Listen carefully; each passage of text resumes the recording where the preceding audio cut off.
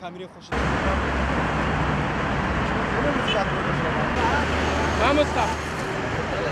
ئەوە بەس بەناوی خوای گەورە و مێرەبان تاکەی ڕێز لە خواستی کەسوکاری قوربانیانی ناگیرێت لە 25/2007 و بە فەرمی بڕیاری دەستگیرکردنی 423 تۆمەتباری ئەنفال لەلایەن دادگای باڵای تاوانەکانەوە دەرچوو. تا ئێستا هیچ کام لەم تاوانبارانە کە لەلایەن دادگای باڵای تاوانەکانەوە ناویان دیاریکراوە نەچوونەتە بەردەم دادگا و نە هەوڵیشی بۆ دراوە و نە ناوی هەڵاتوەکانیش لە لایەن حکوومەتی هەرێمی کوردستانەوە دراوە. بە پۆلیسی ئەنتەرپۆل بگرە حکوومەت و بەرپرسانی حیزبی بە هەموو هێزیانەوە تۆمەتبارانیان پاراستووە و پلە و پۆسی سەربازیان پێبەخشیون یاخود پشتیوانی معنەویان لێکردوون و دیوەخانانیان بۆ بڕیونەتەوە و لێیان دەکوژێت یان دەمرن بەمەش زیانێکی گەورە لە دۆسی جینۆسایدی کورد دەکەوێت بە تایبەتیش ئەنفال چونکە لەم تۆمەتبارانە بە هاوتای قوربانیان لە ڕووی دیاریکردنی حقیقەتی تاوانەکە بگرە زیاتریش مانەوەیان بۆ نووسینەوەی مێژووی دۆسەکە گرنگە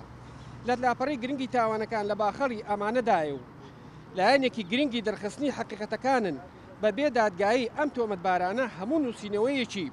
مێژووی تاوانەکە و قەرەبوویەک و بە جیهان ناساندنێک بەتاڵ دەبێتەوە لە ماناکانی و دادەماڵدرێت بدات بەرپەروەری و خاڵی دەبێت لە جدید حکوومەتی هەرێمی کوردستانیش تاوانباری یەکەم لەو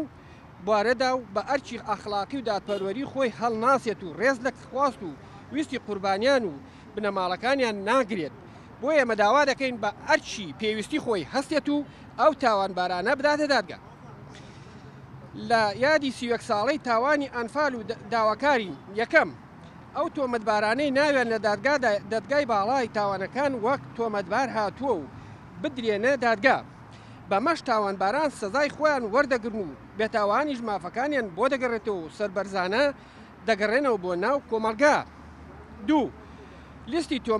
تۆمەتباری جینۆسایدی گەلی کورد بدرێت بە پۆلیسی نێودەوڵەتی ئەنتەرپۆل بۆ ئەوەی هەڵاتوەکانیان لە دەرەوەی وڵات دادگایی بکرێت ئەمەش کاری ڕاستەقینەی بە جینۆساید ناسینە لە جیهان نەک فیشاڵەکانی سەرجادە.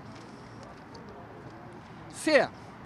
سەر لە نوێ پێداچوونەوەی ورد بە دۆسەی دادگایی ئەنفالدا بکرێتەوە و هۆکاری نەبوونی ناوی هەندێک لە تۆمەتباران لە لیستەکە ڕوون بکرێتەوە ئەوانەیە کە لە لیستی تاوانباراندا ناویان نهاتوو ئەوانیش ناویان زیاد بکرێت. چوار پێویستە تاوانبارانی ئەنفال لە دام و دەستگاکانی حکوومەتی هەرێم وەک تاوانبار سیر بکرێن بە تایبەت لە وەزارەتی داد و ئەنجومەنی دادوەری. پێنج جێبەجێ ناکردنی بڕیاری دادگا بۆ خۆی تاوانە حکوومەتی هەرێمی کوردستان پێویستە بڕیارەکانی دادگای باڵای تاوانەکان جێبەجێ بکە و نەخۆی لێ بدزێتەوە. شەش بە یاسایی تایبەتی حکوومەتی هەرێمی کوردستان سکاڵەکاران و شایەدەکان بپارێزێت هاوکات چاوەدێری وردی تۆمەتباران بکرێت تا ئەو کاتەی لە بەردەم دادگا ئامادە دەبن و دان بە تاوانەکانیان دادەنێت. حەوت پارتە سیاسیەکان ئەستوپاکی خۆیان لە بوونی تۆمەتباران لە ڕیزەکانیان ڕابگەێنن و نەک بە درۆ و یادی ئەنفالدا بەیان نامە دەربکەن. هەشت هەر پارتێکی سیاسی پێش ئەوەی باسی ئەنفال و قوربانیان بکات و مزایدە بۆ دۆسەکەەوە بکات ئەستۆ پاکی خۆی لە بوونی تۆمەتباران لە ڕیزەکانی و بوونی پەیوەندی ڕێکخراوی و نهێنی لەگەڵ هەر تاکێکیان ڕابگەێنێت و پاچام کاتەوە. نۆ پێویستە فشار بخرێتە سەر حکوومەتی عێراق ببێتە ئەندامی دادگای تاوانی نێودەوڵەتی بۆ ئەوەی تاوانەکانی ئەنفال و هەڵەبجە و بارزانی و فەیلی و شنگار و دووز و دووبارە نەبنەوە. دا پێویستە سەرۆک کۆماری عێراق بە ناوی دەوڵەتی عێراقەوە داوای لێبوردن لەسەر جەم قوربانیانی کوردستان و عێراق بکات. یانزە هەموو ئەو ئیمتیازاتانەی دوای سەپاندنی سیاسەتی سکشین